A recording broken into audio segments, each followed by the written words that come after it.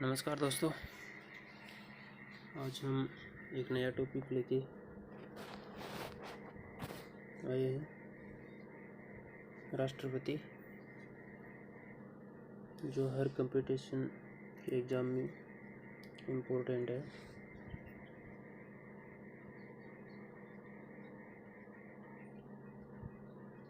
संविधान के अनुच्छेद 52 में राष्ट्रपति पद का उल्लेख है।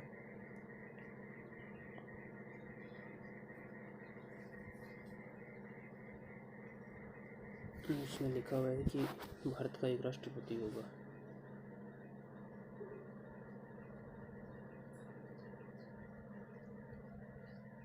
भारत का एक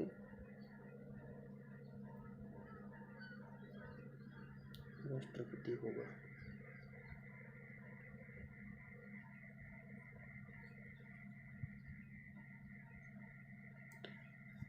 दोस्तों, राष्ट्रपति की योग्यताओं की बात करें तो इसकी योग्यता है भारत का नागरिक हो, न्यूनतम आयु 35 वर्ष हो, लोकसभा का सदस्य बनने की योग्यता हो और किसी लाभ के पद पर ना हो। ये 4 योग्यताओं की बात की हुई है। लाभ के पद में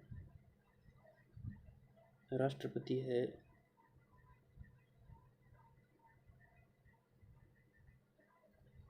और उपराष्ट्रपति है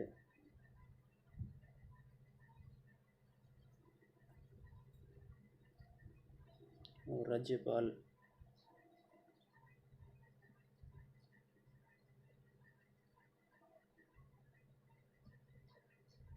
और मंत्री है वो केंद्र के भी हैं और राज्य सरकारों के भी। केंद्र सरकार और राज्य सरकारों में जो भी मंत्री हैं वो सभी राष्ट्रपति, उपराष्ट्रपति और राज्यपाल ये पद हैं वो लाभ के पद में शामिल नहीं है। और लाभ के पद है वो संविधान में कहीं पर भी परिभाषित नहीं है। परिभाषा करने की जिम्मेदारी है वो संसद की है। और राष्ट्रपति पद की योग्यता है उनका उल्लेख आर्टिकल 58 में है।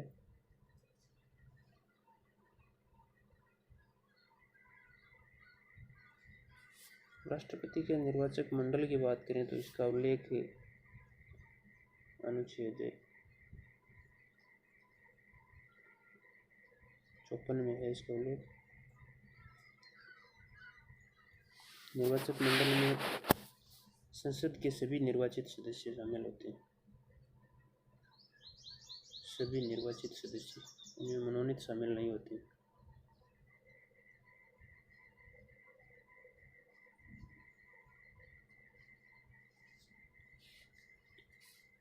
और 28 राज्य हैं, उनमें विधानसभा के निर्वाचित सदस्य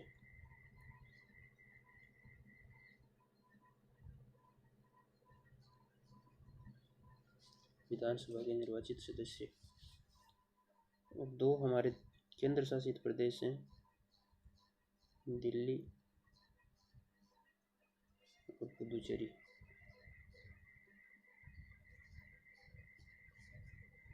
इनकी विधानसभाओं के जो सदस्य हैं निर्वाचित वो शामिल होते हैं इसमें।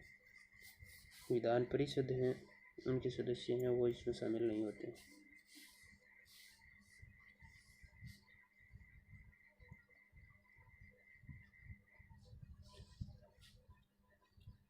और संसद में राष्ट्रपति द्वारा 14 सदस्यों को मनोनीत किया जाता है, जिनमें 2 सदस्य आंग्ल भारतीय थे, उनको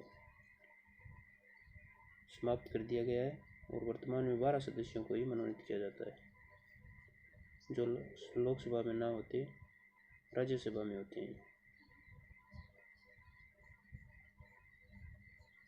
लोकसभा में 2 आंग्ल भारतीयों को मनोनीत करता था राष्ट्रपति, उनको आज समाप्त कर दिया गया है।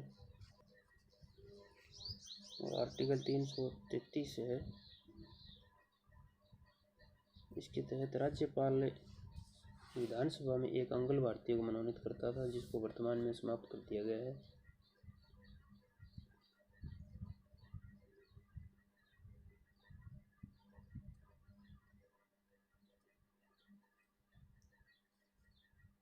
और दिल्ली और पुदुचेरी 2 यूटीज हैं, उनको 70वां संविधान संशोधन है 1992 में, उसमें शामिल किया गया था राष्ट्रपति चुनाव में। उससे पहले इनको शामिल नहीं किया गया था।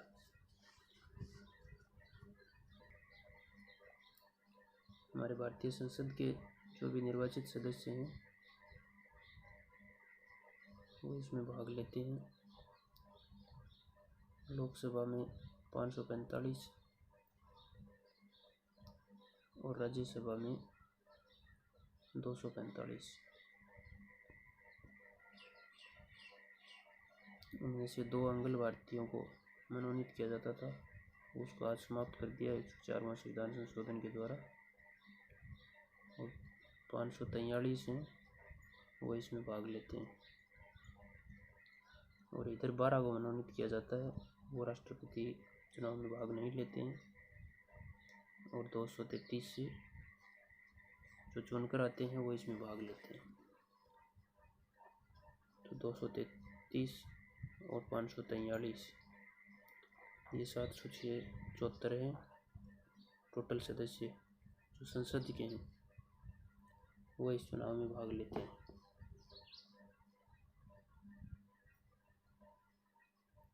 दोस्तों, एक डेरेक ओ ब्रायन है, वो भारत की संसद में निर्वाचित होने वाला सबसे पहला अंगल भारतीय है। डेरेक ओ ब्रायन।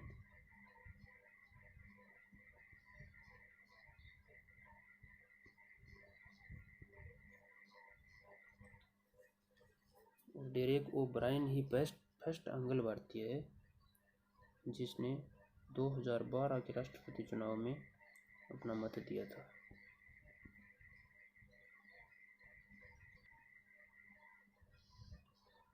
राष्ट्रपति के निर्वाचक विधि की बात करें तो इसका उल्लेख अनुच्छेद 55 में है।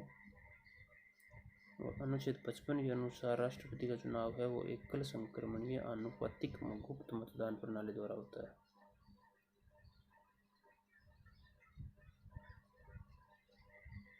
एकल संक्रमणीय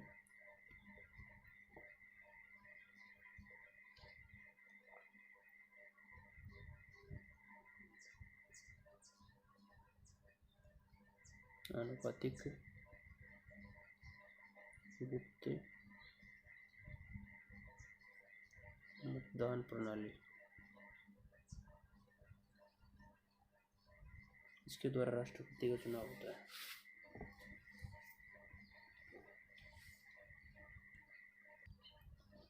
इस विधि के अंतर्गत प्रत्येक निर्वाचक वरीयता क्रम में अपना मत देता है तथा उम्मीदवार द्वारा निश्चित अनुपात में मत प्राप्त नहीं किए जाने पर सबसे कम मत प्राप्त करने वाले के मत है वो दूसरों को स्थानांतरित हो जाते हैं। इसी कारण इसे एकल संक्रमणीय मत पद्धति कहते हैं।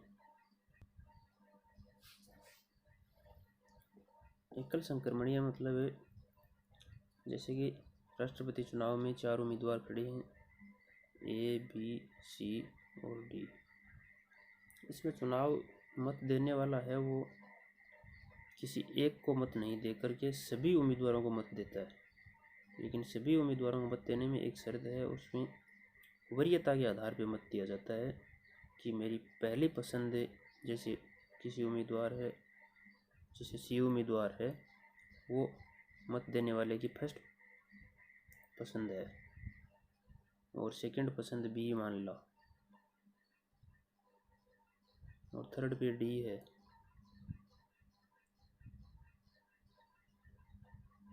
और ये फोर्थ पे आ जाएगा ए। जो मत देने वाला है वो अपनी पसंद के अनुसार सभी उम्मीदवारों को मत देता है। इसमें एक उम्मीदवार को मत नहीं दिया जाता है। इसमें जीतने वाला उम्मीदवार है उसको निश्चित अनुपात में मत प्राप्त करना होता है। इस कारण इसे आनुपातिक विधि भी कहा जाता है।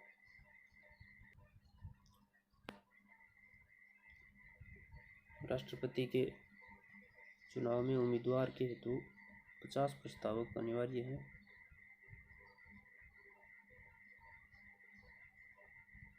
और 50 ही अनुमोदक।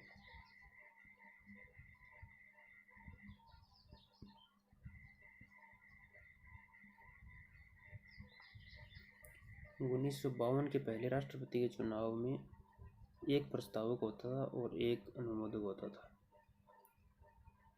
1974 में इसको बदल करके 10 प्रस्तावक किए और 10 ही अनुमोदक किए। और 1997 में इसको 50 कर दिया। 1997 के बाद अभी तक कोई परिवर्तन नहीं हुआ है। और इसमें राष्ट्रपति चुनाव है वो लड़ने के लिए जो जमानत राशि है वो 15,000 रुपये है। ये रिजर्व बैंक में जमा होती है।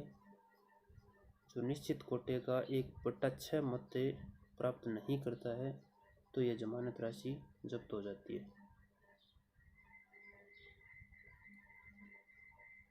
1952 से 74 तक कोई जमानत राशि नहीं थी।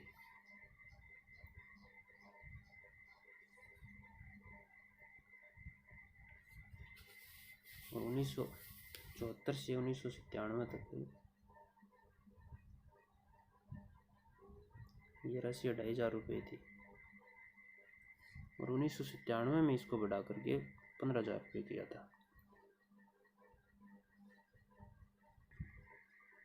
दोस्तों, इस चुनाव में हर राज्य के विधायक और हर राज्य के सांसदों का मत का मूल्य है वो अलग अलग होता है। और मत का मूल्य निकालने के लिए उस राज्य की जनसंख्या निर्धारित की गई थी 1971 की। उस राज्य की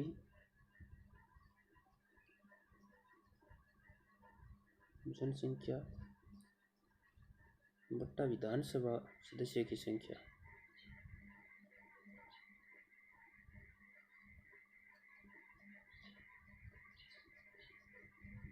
गुणा 1/1000 तो एक विधायक का मत मूल्य निकल कर आता है।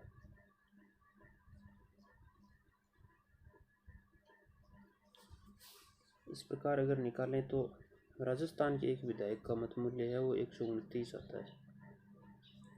और इसके बराबर छत्तीसगढ़ का भी राजस्थान के बराबर ही है 129। ये जो जनसंख्या का आधार है 1971 वो 2026 तक यही रहेगा। ये 84वें संविधान संशोधन 2000 में ये प्रावधान किया गया था।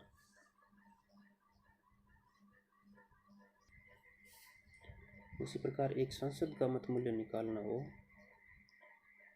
तो सभी राज्य और जो यूटीज हैं केंद्र शासित प्रदेश उनके विधायकों के विधानसभाओं के सभी निर्वाचित सदस्यों के मतों का मूल्य, उनका मत मूल्य सभी का बट्टा सभी संसद के निर्वाचित सदस्य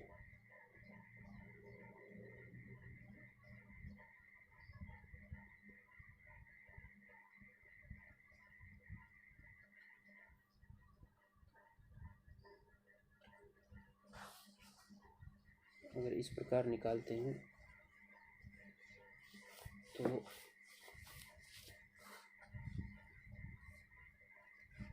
ये जो सदस्य हैं ये 543 प्लस 233 और 776 इस प्रकार निकालें तो एक संसद का मत मूल्य है वो 708 आएगा। इसमें भी जनसंख्या का आधार वही रहेगा।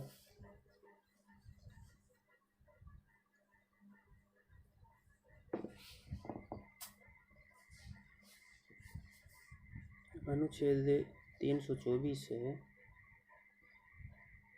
उसके अनुसार राष्ट्रपति का चुनाव हो चुनाव आयोग करवाएगा।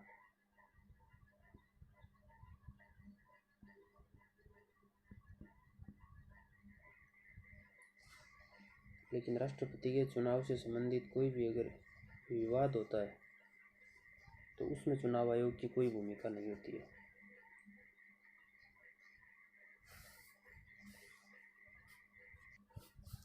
अनुच्छेद 71 है, उसके तहत राष्ट्रपति और उपराष्ट्रपति दोनों के चुनाव संबंधी कोई भी विवाद हो तो उनकी सुनवाई केवल सुप्रीम कोर्ट ही करेगा।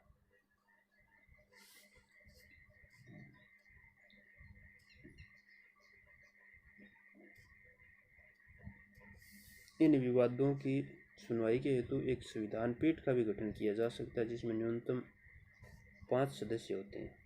और चुनाव संबंधी शिकायत है वो 1 महीने के भीतर पद ग्रहण करने के बाद 1 महीने के भीतर करनी होती है।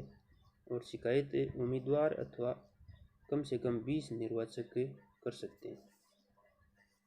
इस चुनाव में लोकसभा तथा राज्यसभा के महासचिव बारी बारी से निर्वाचक अधिकारी बनते हैं।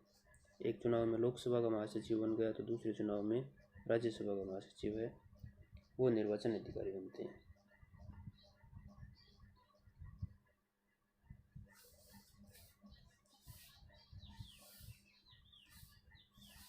इसमें चौधरी हरिराम है, वो आज तक सर्वाधिक राष्ट्रपति के चुनाव लड़ने वाला है, जिसने 5 बार चुनाव लड़े हैं।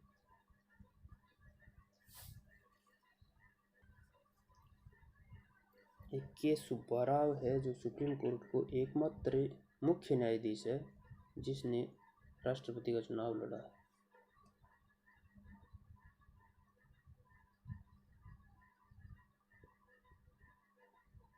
के सुब्बाराव ये तो है मुख्य न्यायाधीश।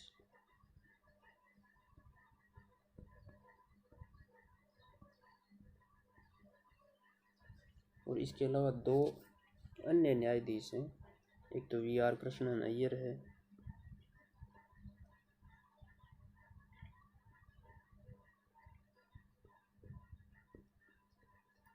और एक है HR खन्ना।